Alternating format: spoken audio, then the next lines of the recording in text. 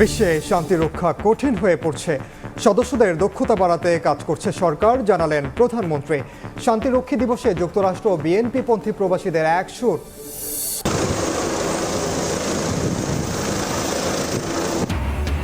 দুর্যোগ এলাকায় গিয়েও যেন গেলেন না প্রতিমন্ত্রী। কলেজ মাঠে নেমে নামমাত্র ত্রাণ দিয়েই উড়লেন হেলিকপ্টারে। সুন্দরবনের বাঁকে বাঁকে ঘূর্ণিঝড় রেমালের ক্ষত। দেশের বাইরে বেনজিরের সম্পদ আছে কিনা জানতে বাংলাদেশ ব্যাংকের গোয়েন্দা বিভাগে দুদকের চিঠি।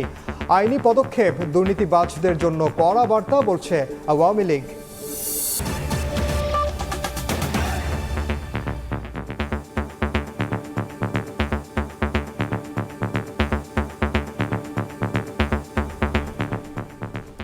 সময় সংবাদের সঙ্গে আছি আমি ওমর ইনাম। বিশ্বে শান্তি রক্ষা কঠিন হয়ে পড়ছে মন্তব্য করে প্রধানমন্ত্রী শেখ হাসিনা বলেছেন, সদস্যদের দক্ষতা বাড়াতে কাজ করছে বাংলাদেশ। সকালে আন্তর্জাতিক শান্তিরক্ষী দিবসের অনুষ্ঠানে তিনি বলেন, বাংলাদেশ থেকে নারী শান্তিরক্ষী পাঠাতে অনুরোধ জানিয়েছেন জাতিসংঘ মহাসচিব। এ সময় যুদ্ধ ও অস্ত্র প্রতিযোগিতা না করে মানব কল্যাণে অর্থ ব্যয়ের আহ্বান জানান সরকার প্রধান। প্রতি বছর ২৯ মে পালন হয়ে আসছে আন্তর্জাতিক জাতিসংঘ শান্তিরক্ষী দিবস। বুধবার বঙ্গবন্ধু আন্তর্জাতিক সম্মেলন কেন্দ্রে দিবসটির আনুষ্ঠানিকতায় যোগ দেন প্রধানমন্ত্রী শেখ হাসিনা। তুলে ধরেন বিশ্বে শান্তি প্রতিষ্ঠায় বাংলাদেশের অঙ্গীকারের কথা। বক্তব্যে চ্যালেঞ্জময় নতুন বৈশ্বিক বাস্তবতায় শান্তিরক্ষী মিশনে বাংলাদেশের সদস্যদের আরও বেশি প্রশিক্ষিত করে পাঠানোর কথা জানান সরকার প্রধান। বলেন, বাংলাদেশ থেকে এখন আরও বেশি নারী সদস্য নিতে আগ্রহী জাতিসংঘ। এ পর্যন্ত বাংলাদেশের সর্বমোট ৩,০৩৮ জন নারী শান্তিরক্ষী অত্যন্ত সফলতার সাথে জাতিসংঘ শান্তিরক্ষা মিশনে সম্পন্ন করেছে। তুমি একটু বলে চাই, এখন সবথেকে বেশি দাবি আসছে নারী শান্তিরক্ষীদের প্রেরণ করবার। এ সময় যুদ্ধ ও অস্ত্র প্রতিযোগিতায় টাকা না ঢেলে জলবায়ু পরিবর্তনের অভিঘাত মোকাবেলা সহ মানব কল্যাণে অর্থ ব্যয় করতে ক্ষমতাধর দেশগুলোর প্রতি আহ্বান জানান শেখ হাসিনা। যারা অস্ত্র তৈরি এবং অস্ত্র প্রতিযোগিতায় এত অর্থ ব্যয় করছেন, তাদের কাছে আমার আহ্বান, আমরা শান্তির কথা বলি কিন্তু সংঘাতে লিপ্ত হই কেন? এই যে অর্থ ব্যয় হচ্ছে, এই অর্থ যদি এই যে ক্ষুধার্ত মানুষের আহারের ব্যবস্থা, শিক্ষার ব্যবস্থা, চিকিৎসার ব্যবস্থা করা হতো, তাহলে এই পৃথিবীতে শান্তি প্রতিষ্ঠিত হতো। যে সমস্ত দেশ এখনও জলবায়ু পরিবর্তনের অভিঘাতে ক্ষতিগ্রস্ত হতে যাচ্ছে, সেই জলবায়ু অভিঘাত থেকে মানব জাতিকে রক্ষা করার জন্য সেই ফান্ডে সেই অর্থ দিতে পারে। পরে বিভিন্ন মিশনে কর্মরত সশস্ত্র বাহিনী ও পুলিশ সদস্যদের সঙ্গে ভার্চুয়ালি মতবিনিময় করেন সরকার প্রধান। এ সময় বিশ্ব পরিমণ্ডলে দেশের ভাবমূর্তি উজ্জ্বল রাখতে শান্তিরক্ষীদের আন্তরিকতা ও পেশাদারিত্ব বজায় রেখে কাজ করতে বলেন প্রধানমন্ত্রী। ফারুক ভিয়া, রবিন, সময় সংবাদ, ঢাকা। আগারগাঁও নির্বাচন কমিশন ভবনে ব্রিফিং করছেন প্রধান নির্বাচন কমিশনার। সরাসরি যাচ্ছে সেখানে। আমরা বিকল্প গেটওয়েতে মেসেজ দিয়েছি, কপোত ব্যবহার করেছি।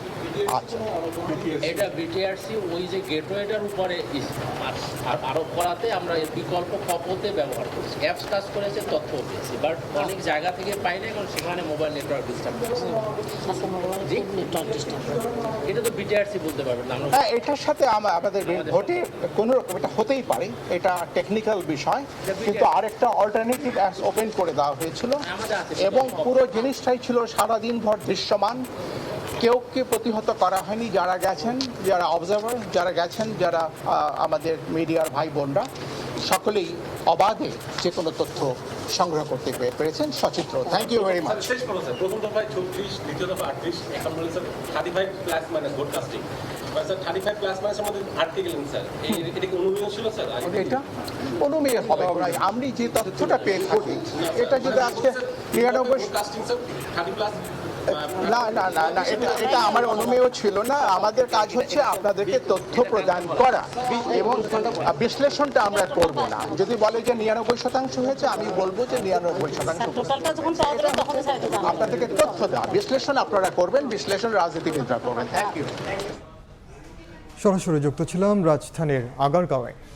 আন্তর্জাতিক শান্তিরক্ষী দিবসে চট্টগ্রামে অনুষ্ঠিত হলো জাতিসংঘ শান্তিরক্ষী র্যালি। এতে সশস্ত্র বাহিনী, পুলিশ সদস্য সহ শিক্ষার্থীরা অংশ নেন। উদ্বোধনী বক্তব্যে প্রধান অতিথি বলেন, বিশ্বের বিভিন্ন দেশে শান্তিরক্ষা মিশনে বাংলাদেশের সদস্যদের অবদান এখন রোল মডেল। রোববার সকালে চট্টগ্রাম জহুরুল হক বিমান ঘাঁটি থেকে বর্ণাঢ্য পিস কিপার্স ডে রানের মধ্য দিয়ে আন্তর্জাতিক শান্তিরক্ষী দিবসের আনুষ্ঠানিকতা শুরু হয়। বাংলাদেশ বিমান বাহিনীর তত্ত্বাবধানে র্যালিতে অংশ নেয় সশস্ত্র বাহিনী, পুলিশ সদস্য সহ শিক্ষার্থীরা। র্যালিটি বিমান ঘাঁটি থেকে শুরু হয়ে পতেঙ্গা এলাকা ঘুরে আবারও বিমান ঘাঁটিতে এসে শেষ হয়।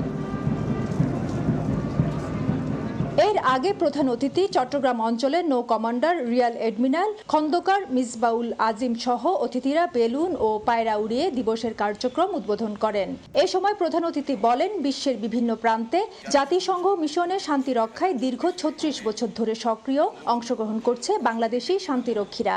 সংঘাতময় অঞ্চলে শান্তি প্রতিষ্ঠায় যোগ্যতা ও দক্ষতার স্বাক্ষর রেখে দেশের জন্য গৌরব বয়ে আনছে, যা আজ বিশ্বের রোল মডেল। পৃথিবীতে সংঘাতের অবসান ঘটাতে, টেকসই পরিবেশ নিশ্চিত করতে ও মানবাধিকার রক্ষায়, দরিদ্র ও বৈষম্য হ্রাস করার ক্ষেত্রে যে লক্ষ্য নিয়ে জাতিসংঘ কাজ করছে, বাংলাদেশের শান্তিরক্ষীরা তার সাথে একত্র এবং বর্তমানে বিশ্বব্যাপী প্রায় 121টি দেশে প্রায় 88,000 শান্তিরক্ষী জাতিসংঘের অধীনে যে কাজ করছে, তার পাশাপাশি বাংলাদেশের শান্তিরক্ষী বাহিনীরাও কাঁধে কাঁধ মিলিয়ে এগিয়ে যাচ্ছে। বর্তমানে বিশ্বের 13টি দেশে প্রায় 7,000 বাংলাদেশি শান্তিরক্ষী জাতিসংঘ মিশনে ও কার্যক্রমে নিয়োজিত আছে। বিশ্বব্যাপী শান্তি রক্ষায় ফেরদৌস লিপি, সময় সংবাদ, চট্টগ্রাম। রেমালে ক্ষতিগ্রস্ত এলাকায় না গিয়েই খুলনার কয়রা থেকে ফিরলেন প্রতিমন্ত্রী। হেলিকপ্টার থেকে কলেজ মাঠে নেমে নামমাত্র ত্রাণ বিতরণ করে উড়ে গেলেন তিনি। যদিও এক সপ্তাহের মধ্যে প্রয়োজনীয় উদ্যোগ নেওয়ার কথা জানিয়েছেন প্রতিমন্ত্রী। এদিকে ঘূর্ণিঝড় রেমালের তাণ্ডবের পর এখন উপকূলবাসীর বড় চ্যালেঞ্জ ভেঙে যাওয়া বাঁধ পুনর্নির্মাণ। নিয়ামুল হোসেন কোচির ছবিতে আবদুল্লাহ আল মামুন রুবেলের রিপোর্ট। খুলনার কয়রা উপজেলার দশালী গ্রামের দুর্বল বেড়িবাঁধ ভেঙে তলিয়ে যায় গ্রামের পর গ্রাম। একই অবস্থা উপজেলার আরও কয়েকটি স্থানে। এতে বিপাকে শত শত পরিবার। টিকে থাকার লড়াইয়ে বুধবার ভোর থেকে 2 শতাধিক স্বেচ্ছাসেবী এসব জায়গায় স্বেচ্ছাশ্রমে মাটি কেটে বস্তা ফেলে ফের বাঁধ দেওয়ার চেষ্টা করছেন, তবে আবার তা ভেঙে যায়। আমরা 500-700 জন লোক এখানে কাজ করেছি। কাজ করার পরে জোয়ারের প্রভাব হয়ে গেছে, বেশি বেড়ে গেছে, যার ফলে আমরা আর বাচ্চা টিকে রাখতে পারলাম না। বাঁধটাকে টেকানোর জন্য চেষ্টা করছি, কিন্তু অবশেষে টেকাতে পারলাম না, বাঁধটা ভেঙে গেল। আমাদের এলাকার মা বোনদের আত্মনাহাজারি দেখলে পুরাণ কেঁদে যায়। আমার দেখেন মা বোনেরা কিভাবে রাস্তাঘাটে বেরিয়ে আছে। আমরা মাননীয় প্রধানমন্ত্রীর কাছে আমরা ভেরিবাদ চাই। এমন পরিস্থিতিতে বেলা 11:30টার দিকে হেলিকপ্টারে ক্ষতিগ্রস্ত এলাকা পরিদর্শনে যান দুর্যোগ ব্যবস্থাপনা ও ত্রাণ প্রতিমন্ত্রী মোহাম্মদ মহিবুর রহমান। সেখানে নামমাত্র ত্রাণ দিয়ে তিনি ফেরত যান। এতে ক্ষোভ প্রকাশ করে দুর্গতরা। এর আগে স্থানীয় সংসদ সদস্য ক্ষতিগ্রস্ত প্রতিবেদন প্রতিমন্ত্রীর হাতে তুলে দেন। এখানে মানুষ হতাশ হয়ে গেছে যে মাননীয় মন্ত্রী এই এলাকায়, এই জনপদে না আসায় এলাকার মানুষ খুবই ক্ষুব্ধ হয়ে গেছে। আমাদের এখানে আসলে সবচেয়ে ভালো হতো, দেখতো আমাদের সুখ দুঃখ। আশা ছিল যে মন্ত্রী আসবে, কিন্তু মন্ত্রী আসে নাই, কয়রার থেকে নাকি চলে গেছে। এটা আমাদের হলো দুর্ভাগ্য। ঘরে চাউল না দিলেও, খাবার না দিলেও অন্তত রাস্তাঘাটগুলো আমরা এইটাই চাই। এখানে বারবার চাওয়ার সত্ত্বেও এখানে টেকসই বেড়িবাঁধ হয় না। তবে ত্রাণ বিতরণ শেষে প্রতিমন্ত্রী আশ্বাস দেন, দুর্ভোগ লাঘবে আগামী 1 সপ্তাহের মধ্যে প্রয়োজনীয় উদ্যোগ নেওয়া হবে। এলাকার ঝড়ে অনেক ক্ষতিগ্রস্ত হয়েছে, বাঁধের ক্ষতিগ্রস্ত হয়েছে, অনেক ঘের তলিয়ে গিয়েছে, ঘর বাড়ি নষ্ট হয়েছে, বিশুদ্ধ পানির সমস্যা। এই সপ্তাহের মধ্যে আমরা ক্ষতির সমস্ত রিপোর্ট মাননীয় প্রধানমন্ত্রীর সাথে রিপোর্ট পেশ করব এবং আগামী সপ্তাহ থেকে আমাদের কার্যক্রম শুরু হবে। ঘূর্ণিঝড় রেমালে খুলনার কয়রা, পাইকগাছা ও দাকব উপজেলায় অন্তত 20টি স্থানে বেড়িবাঁধ ভেঙে গেছে, তলিয়ে গেছে 9,000-এরও বেশি চিংড়ি ঘের। আবদুল্লাহ আল মামুন রুবেল, সময় সংবাদ, কয়রা, খুলনা। এদিকে দুর্যোগের ঢাল হিসেবে পরিচিত সুন্দরবনের বিভিন্ন স্থানে এখন ঘূর্ণিঝড় রেমালের ক্ষত চিহ্ন। গাছগাছালি বিধ্বস্ত, বিপর্যস্ত বন্যপ্রাণীও। মাহমুদ হোসেনকে সঙ্গে নিয়ে সুন্দরবন ঘুরে বিস্তারিত জানাচ্ছেন বেল্লাল হোসেন সজল, ছবি তুলেছেন আব্দুল হালিম। ঝড় চলে গেলেও রয়ে গেছে ক্ষতচিহ্ন। ঝড় মোকাবেলায় উপকূলে ঢাল হিসেবে কাজ করতে গিয়ে বিশ্বের সর্ববৃহৎ ম্যানগ্রোভ বন এখন ক্ষতবিক্ষত।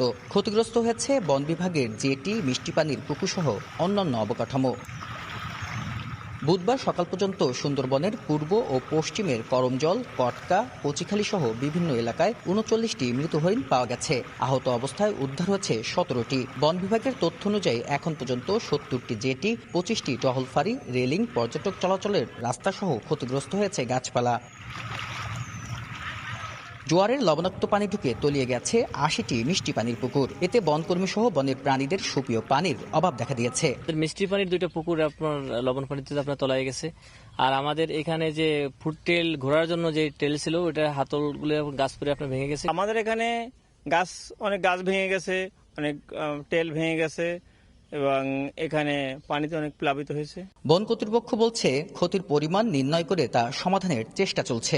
আশা করছি অল্প দিনের ভিতরেই পানি শেষ করে দিবে এবং বৃষ্টি পানি আসলে সেই পানিতে আমরা মোটামুটি যে পানি পাবো তা দিয়ে হয়তো আমরা পরবর্তী ব্যবহার করতে পারবো এবং বন্যপ্রাণীও সেখানে পানীয় জল হিসেবে ব্যবহার করতে পারবে। প্রাথমিকভাবে ৬,২৭ লাখ টাকার ক্ষয়ক্ষতির ধারণা করছে বন বিভাগ। সুন্দরবন রক্ষার্থে সকল ধরনের পদক্ষেপ নেওয়ার পরামর্শ দিয়েছেন বিশেষজ্ঞরা। সুন্দরবনের করমজল থেকে বেলাল হোসেন সজল, সময় সংবাদ। আমেরিকা, কানাডা, অস্ট্রেলিয়া সহ দেশের বাইরে পুলিশের সাবেক আইজিপি বেনজির আহমেদের পরিবারের কোনো সম্পদ আছে কিনা তা জানতে বাংলাদেশ ফিনান্সিয়াল ইন্টেলিজেন্স ইউনিটে চিঠি দিয়েছে দুর্নীতি দমন কমিশন। দুদকের আইনজীবী জানিয়েছেন, বেনজির এখনও আসামি নন। তিনি অপরাধী কিনা তা পূর্ণাঙ্গ তদন্ত শেষেই জানা যাবে। তথ্য উপাত্তের জন্য বিভিন্ন সংস্থার কাছে দুর্নীতি দমন কমিশনের পক্ষ থেকে আইনিভাবে চিঠি দেওয়া হয়েছে। যেমন বাংলাদেশ ফিনান্সিয়াল ইন্টেলিজেন্স ইউনিট আর্থিক অপরাধের যারা তদন্ত করে তাদেরকে তথ্য উপাত্ত চাওয়া হয়েছে এবং সব কিছু খতিয়ে দেখা হচ্ছে দেশ বিদেশে ওনার কোনো প্রপার্টি আছে কি না, যেটা জব্দ করা হয়েছে সেটার ছাড়াও। ওনাকে তো আসামি এখনও এটা বলা যাবে না, কারণ আমরা তো নিয়মিত মামলা তো রুজু হয়নি। সব কিছু ডিপেন্ড করছে আমার অনুসন্ধান কার্য শেষ হওয়ার পরে। সাবেক আইজিপি বেনজির আহমেদের বিরুদ্ধে আনা দুর্নীতির অভিযোগের বিষয়ে আইনি ব্যবস্থা নেওয়া হয়েছে। সকালে সচিবালয়ে সংবাদ সম্মেলনে এ কথা বলেছেন প্রধানমন্ত্রীর বেসরকারি শিল্প ও বিনিয়োগ বিষয়ক উপদেষ্টা সালমান এফ রহমান। এ সময় তিনি বলেন, যে যত ক্ষমতাশীলই হোক, আইন নিজস্ব গতিতে চলবে। এ অবস্থায় দেশের কলকারখানা, শিল্প ও বাণিজ্যিক প্রতিষ্ঠানে দুর্ঘটনা রোধের পাশাপাশি নিরাপদ কর্মপরিবেশ নিশ্চিত করতে শক্ত অবস্থান নিয়েছে এ সংক্রান্ত জাতীয় কমিটি। কমিটির সভাপতি প্রধানমন্ত্রীর বেসরকারি শিল্প ও বিনিয়োগ উপদেষ্টা সালমান এফ রহমানের সভাপতিত্বে বুধবার সচিবালয়ে বসে কমিটির তৃতীয় সভা। ব্রিফিংয়ে সালমান এফ রহমান জানান, এখন থেকে রাজুক এলাকার বাইরে নতুন কারখানা ও বাণিজ্যিক ভবন নির্মাণে পেশাদার প্রকৌশলীদের স্বাক্ষর ছাড়া ডিজাইন পাশ করা যাবে না। ডিসি দের আন্ডারে যে কমিটি তারা পারমিশন দেয়, সেখানে আমরা আজকে সিদ্ধান্ত নিয়েছি স্ট্রাকচারাল ইঞ্জিনিয়ার, ইলেকট্রিক্যাল ইঞ্জিনিয়ার ওদের লিস্ট দিবে এবং ডিসি যারা যখন দিবেন তারা দেখবে যে তালিকাভুক্ত যারা আছেন তাদের সই আছে কিনা যে ডিজাইনে। এ সময় সাংবাদিকদের প্রশ্নের জবাবে তিনি বলেন, বেনজির আহমেদের বিরুদ্ধে দুর্নীতির যে অভিযোগ উঠেছে সে বিষয়ে আইন অনুযায়ী ব্যবস্থা নেওয়া হবে। এক্ষেত্রে সরকার কোনো হস্তক্ষেপ করবে না। ওবায়দুল কাদের সাহেব কিন্তু ক্লিয়ারলি বলেছেন যে যদি কেউ আইন ভঙ্গ করে থাকে তাহলে আইন অনুযায়ী ব্যবস্থা নেওয়া হবে। এখানে কিন্তু সরকারের কোনো রকমের কোনো এম্বারেসমেন্টের আমি কিন্তু বিশ্বাস করি না হবে। আইন তার নিজের গতিতে চলবে। কারখানাগুলোতে কর্মপরিবেশ নিশ্চিত করতে এরই মধ্যে ১৭২টি মার্কেট এবং ১০,২০৭টি কলকারখানা পরিদর্শন করে কঠোর নিয়মনীতি মেনে চলার নির্দেশনা দেওয়া হয়েছে বলে জানান সালমান এফ রহমান। কলকারখানাগুলি আমরা কিন্তু পরিদর্শনটা করেছি। প্রশ্ন আশিস, সময় সংবাদ, ঢাকা। ভোট গণনার খবর জানাতে এই মুহূর্তে সিলেটের বিয়ানীবাজারে আছেন সহকর্মী ইকরাবুল কবির, রংপুর সদর উপজেলায় আছেন নাজমুল ইসলাম নিশাদ এবং চট্টগ্রামের আনোয়ারায় আছেন সহকর্মী শফিকুল আলম। শুরুতেই যাচ্ছি ইকরামের কাছে। আমি এই মুহূর্তে আছি বিয়ানীবাজার উপজেলার শ্রীধরা সরকারি প্রাথমিক বিদ্যালয়ে। সিলেটে আজকে বিয়ানীবাজার, ফেঞ্চুগঞ্জ এবং বালাগঞ্জে 3টি উপজেলা নির্বাচন অনুষ্ঠিত হয়েছে। 160টি কেন্দ্র এবং এই কেন্দ্র বাদে 159টি কেন্দ্রে অত্যন্ত শান্তিপূর্ণ এবং সুশৃঙ্খলভাবে নির্বাচন অনুষ্ঠিত হয়েছে। বেলা 12:30টার দিকে এই কেন্দ্রে কিছু ঝামেলা বা অনাকাঙ্ক্ষিত ঘটনা ঘটেছে।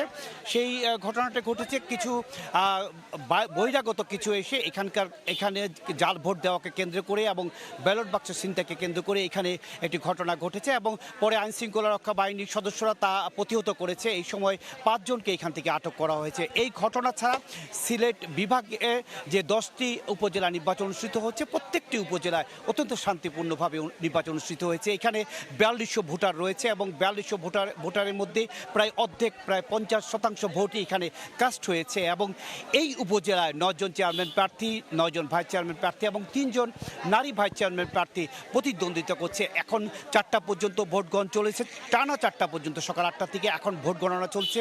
আর ঘণ্টাখানিকের মধ্যে হয়তো এই কেন্দ্র সহ যে কেন্দ্রগুলো রয়েছে প্রত্যেকটি কেন্দ্রের ফলাফল পাওয়া যাবে। সেই ফলাফলের জন্য অধীর আগ্রহে অপেক্ষা করছে এখানকার যারা ভোটার রয়েছে, এখানকার যারা সমর্থকরা রয়েছে, তারা সেই 4টার পর থেকে এই কেন্দ্রের বাইরে সহ প্রত্যেকটি কেন্দ্রের বাইরে বাইরে তারা অপেক্ষায় আছে যে তাদের পছন্দের যেই প্রার্থী আছে সেই পছন্দের প্রার্থী যাতে জয়লাভ করে, তার জয়ের যেন ফলাফল তাদের পক্ষে আসে এবং জয়ের ফলাফল যারা যেন পায় এবং আগামী 5 বছরের জন্য যেই পরিষদ বা উপজেলা পরিষদ চালাবেন সেই পরিষদ দেখার জন্য তারা অধীর আগ্রহে অপেক্ষা করছে। মোটামুটি এই ছিল সিলেটের যে 3টি উপজেলার নির্বাচন অনুষ্ঠানের পর ভোট গ্রহণের শেষে ভোট গণনা চলছে।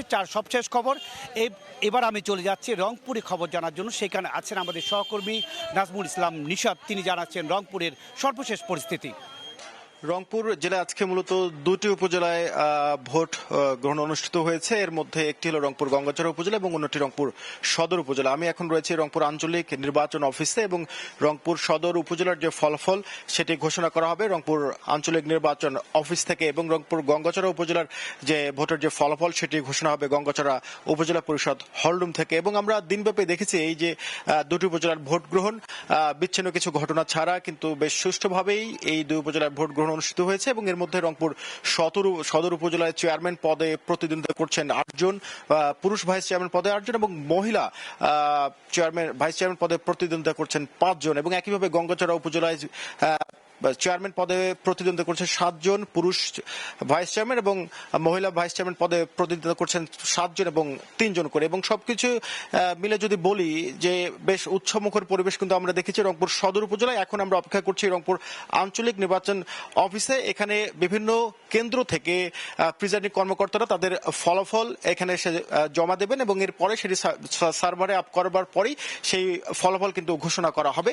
এখন বিভিন্ন কেন্দ্র থেকে মূলত প্রথমে যে বিভিন্ন কেন্দ্রের যে মালামাল সেটি নিয়ে আসা হবে এবং একই সাথে যারা প্রিজাইডিং কর্মকর্তা তারা কিন্তু সেই ফলাফলের যে শীট যারা পুলিং অফিসার থেকে শুরু করে ভোট নির্বাচন পর্যবেক্ষণের দায়িত্বে যারা ছিলেন সবকিছু মিলিয়ে যে প্রক্রিয়া সেটি শেষ হবার পরেই কিন্তু এই রংপুর আঞ্চলিক নির্বাচন অফিস থেকে সেই রংপুর সদর উপজেলার ফলাফল ঘোষণা করা হবে। এবং আমি যদি আপনাকে একটু জানিয়ে রাখি, দিনব্যাপী আমরা যেটি দেখেছি যে পুলিশের পাশাপাশি এখানে ম্যাজিস্ট্রেট এবং বিজিবির পাশাপাশি র্যাবের কিন্তু স্ট্রাইকিং ফোর্স কাজ করেছে। সবকিছু মিলিয়ে নিরাপত্তার চাদরে কিন্তু পুরো সদর উপজেলা থেকে শুরু করে গঙ্গাচড়া এবং একই সাথে যে অধিক গুরুত্বপূর্ণ ভোট কেন্দ্রগুলো নির্বাচন করা হয়েছে সেই ভোট কেন্দ্রগুলোতে কিন্তু আমরা দেখেছি যে অধিক আইন শৃঙ্খলা রক্ষা বাহিনীর সদস্য মোতায়েন করা ছিল। এখন আমরা অপেক্ষা করছি প্রিজাইডিং কর্মকর্তারা তাদের ফলাফল এই আঞ্চলিক নির্বাচন অফিসে নিয়ে আসলে এখান থেকে ঘোষণা করা হবে।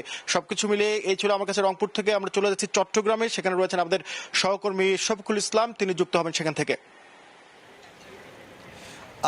চট্টগ্রামের যে 4টি উপজেলা নির্বাচনে এই মুহূর্তে কিন্তু ভোট গণনা চলছে এবং এখন থেকে প্রায় 1 ঘন্টা 1.5 ঘন্টা সময় হয়ে গেছে। হয়তো আমরা আরও 1 ঘন্টা 1.5 ঘন্টা পরে কিন্তু আসলে জানতে পারবো কোন কেন্দ্রে এবং কোন উপজেলায় কারা চেয়ারম্যান প্রার্থী হচ্ছেন, কারা ভাইস চেয়ারম্যান এবং কারা মহিলা প্রার্থীরা কারা জয়ী হচ্ছেন সেটি কিন্তু আমরা জানতে পারবো। তবে এই মুহূর্তে কিন্তু বিভিন্ন কেন্দ্রে কেন্দ্রে কিন্তু ভোট গণনা চলছে। 456টি কেন্দ্রে এবং 2357টি বুথে যে ভোট গ্রহণ অনুষ্ঠিত হয়েছে, যেখানে চট্টগ্রামের পটিয়া, আনোয়ারা, বোয়ালখালী এবং চন্দনের সহ 4টি উপজেলায় নির্বাচন হচ্ছে সকাল থেকে। যদিও সকাল থেকে অনাকাঙ্ক্ষিত কোনো ঘটনা ঘটেনি, কিন্তু বেলা বাড়ার সাথে সাথে 12টার দিকে কিন্তু বিভিন্ন কেন্দ্রে কিন্তু আমরা ধাওয়া পাল্টা দেওয়ার ঘটনা দেখেছি, সেই সংঘর্ষের ঘটনা দেখেছি। বেশ কয়েকজনের মাথা ফেটে গেছে এবং 6 থেকে 7 জনের মতো আটক করা হয়েছে বিভিন্ন জেলায়। এবং অর্থাৎ বেলা বাড়ার সাথে সাথে সেটি সংঘর্ষে রূপ নেয় বিভিন্ন প্রার্থীর মধ্যে। আমরা বিশেষ করে আনোয়ারা বিভিন্ন কেন্দ্রে, বরুণ ছাড়া 2 থেকে 3টি কেন্দ্রে সংঘর্ষের ঘটনা ঘটেছে এবং 2 জনের মাথা ফেটে গেছে, আলমগীর এবং মামুন নামে 2 জনের। এবং বোয়ালখালীতেও কিন্তু একই অবস্থা, সেখানে 2 জনের কিন্তু আহত হয়েছে এবং একজনকে কিন্তু ছুরি সহ আটক করেছে। এবং পটিয়াতেও কিন্তু এরকম ঘটনা ঘটেছে, ব্যালট পেপার বক্স চুরি নিয়ে যাওয়ার ঘটনা ঘটেছে। এবং মাঝে মাঝে আমরা এটাও দেখেছি যে কখনো কখনো বিভিন্ন কেন্দ্র বন্ধ ছিল, আবার 1 ঘন্টা 2 ঘন্টা পর সেই কেন্দ্রগুলো খুলে দেওয়া হয়েছে। তো বড় ধরনের যে কোনো অঘটন ঘটছে সেটি বলা যাবে না, তবে ধাওয়া পাল্টা দেওয়ার মতো ঘটনা ঘটছে এবং বেশ কয়েকজন আহত হয়েছে এবং আটক হয়েছে বেশ কয়েকজন। এই মুহূর্তে কিন্তু বিভিন্ন কেন্দ্রে কেন্দ্রে চলছে সেই ভোট গণনা এবং সেখানে কিন্তু তবে 1 থেকে 1.5 ঘন্টা বা 2-3 ঘন্টা পরে আসলে জানা যাবে কার হাসি, আচ্ছা কে জয়ী হচ্ছে, কার হাসি শেষ হাসিটা ফুটছে। তো এই ছিল আমার কাছে সর্বশেষ তথ্য চট্টগ্রামে যেই 4টি উপজেলা নির্বাচন হচ্ছে সেগুলোর। সরাসরি যুক্ত ছিলাম চট্টগ্রামে, এর আগে যুক্ত ছিলাম সিলেট এবং রংপুর। বেসরকারি একটি ব্যাংক টিকিটের টাকা আটকে রাখায় হজ পালন নিয়ে অনিশ্চয়তা তৈরি হয়েছে 682 জন হজ যাত্রীর। 2 দফায় লিখিত নির্দেশনা দিয়েও সমাধান পায়নি ধর্ম মন্ত্রণালয়। এরপরও মন্ত্রী বলছেন অবিলম্বে সমস্যার সমাধান হবে। নিজামুদ্দিনের ছবিতে আতিকুর রহমান তমালের রিপোর্ট। সামর্থ্যবান মুসলমানের অত্যাবশ্যকীয় ইবাদত হজ। বাংলাদেশ থেকে এবার হজে যাচ্ছেন 85,000-এর বেশি মুসল্লি। এখন পর্যন্ত হজযাত্রা নিয়ে বড় কোনো অভিযোগ পাওয়া না গেলেও 682 জনের হজযাত্রা নিয়ে তৈরি হয়েছে অনিশ্চয়তা। বেসরকারি একটি ব্যাংক হাজিদের টাকা আটকে রাখায় এই সমস্যা সৃষ্টি হয়েছে। ধর্ম মন্ত্রণালয় থেকে 2 দফা টাকা ছাড় করতে লিখিত নির্দেশ দেওয়ার পরও অর্থ ছাড় করেনি প্রিমিয়ার ব্যাংক। জানা গেছে আকবর হজ গ্রুপ এবং নর্থ বেঙ্গল হজ ট্যুরস নামের 2টি এজেন্সির গাফিলতির কারণেই তৈরি হয়েছে এই সংকট। আকবর গ্রুপের হাতে ছিল 428 জন হজযাত্রী, আর বাকিরা নর্থ বেঙ্গল ট্যুরসের হাতে। সব মিলিয়ে হজযাত্রীদের উড়োজাহাজের টিকিট বাবদ 13,28 লাখ টাকা প্রিমিয়ার ব্যাংকে জমা আছে। নিয়ম অনুযায়ী সেই টাকা দিয়ে টিকিট হবার কথা ছিল অনেক আগেই, কিন্তু ব্যাংকের তরফে অর্থ ছাড় না করায় সেটি ঝুলে আছে। ধর্ম মন্ত্রণালয়ের 2 দফা চিঠির কোনো উত্তর দেয়নি ব্যাংকটি। মঙ্গলবার বিকেলে পল্টনে আকবর হজ গ্রুপের মূল অফিসে যায় সময় সংবাদ। ক্যামেরায় কথা না বললেও কর্মকর্তারা জানিয়েছেন আকবর গ্রুপের কাছে প্রিমিয়ার ব্যাংকের মোটা অঙ্কের টাকা ঋণ আছে। সেই টাকা শোধ না করায় হয়তো হাজিদের টাকা আটকে দিয়েছে ব্যাংকটি। ব্যাংক আমাদের কাছে পায় কিছু, কিন্তু তাদের সাথে আমি সংখ্যাটা বলতে পারবো না। আচ্ছা, মানে সেই টাকাটা এটা আমাদের বসে দেবে না? হ্যাঁ, ওরাটাই নিচ্ছে এরা। হ্যাঁ, আচ্ছা, কিন্তু ওরা তো বসের সাথে কথা বলতে কমপ্লিট যে ছেড়ে দেবে এরকম একটা কিন্তু দেওয়ার পরও ওরা এখন দিচ্ছে না। অবশ্য ধর্মমন্ত্রীর আশা অবিলম্বে সমস্যার সমাধান হবে। সবকিছু সমাধান হয়েছে ইনশাল্লাহ, টেনশন করার কোনো কারণ নেই। একদম সবকিছুই কমপ্লিট, আমাদের কোনো কিছুতে কোনো সমস্যা নেই। সকল ভিসা সম্পন্ন হয়েছে, আর কি সকল ভিসা সম্পন্ন হয়ে গেলে আর কোনো কিছু বাকি থাকে না। সমস্যার কথা স্বীকার করে আশ্বাসবাণী শুনিয়েছেন হাবের সভাপতিও। এর সংখ্যা থাকার কোনো কারণ নেই, এটা একটা রাষ্ট্রীয় আইন, আর ব্যাংকগুলি রাষ্ট্রীয় আইন এবং বাংলাদেশ ব্যাংকের যে নিয়ম অনুসারে চলে। তো এটা নিয়ে আমার মনে হয় ব্যর্থ হওয়ার কোনো সুযোগ নেই। 9 মে শুরু হয়েছে এবছরের প্রথম হজ ফ্লাইট। হজযাত্রার শেষ ফ্লাইট আগামী 12 জুন। আতিকুর রহমান তামাল, সময় সংবাদ, ঢাকা। খেলার খবর। যোগ্যতার মানদণ্ডে অংশ নেওয়া সবকটি টি-20 বিশ্বকাপে শতভাগ ব্যর্থ। এরপরও দলের সমালোচনা চান না টাইগার অধিনায়ক নাজমুল শান্ত। আত্মবিশ্বাস একেবারে তলানিতে থাকা এবারও কোনো কিছুর প্রত্যাশা না করার অনুরোধ তার।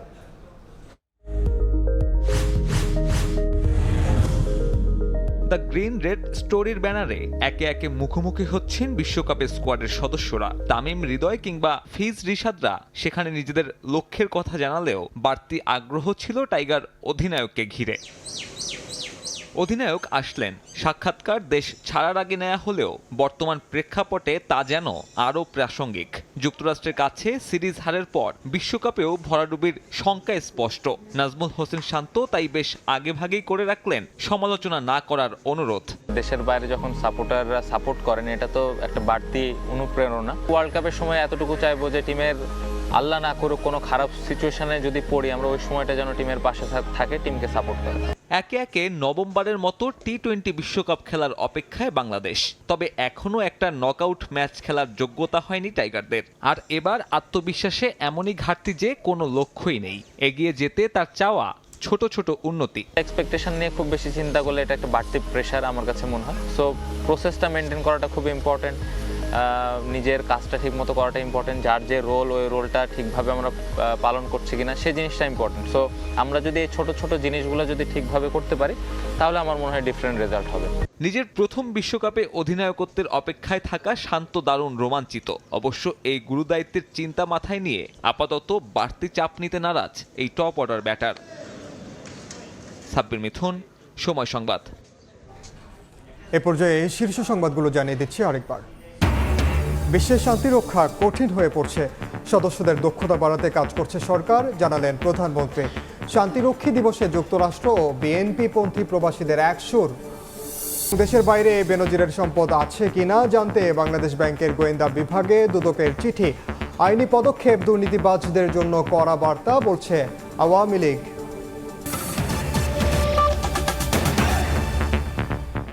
এই ছিল সময় সংবাদে। বাংলার সময়ের সঙ্গে থাকবেন সহকর্মী মার্জিয়া শ্রেয়া। ধন্যবাদ ইনান। বাংলার সময় নিয়ে ফিরছি কিছুক্ষণ পর, সঙ্গেই থাকুন সময়ের।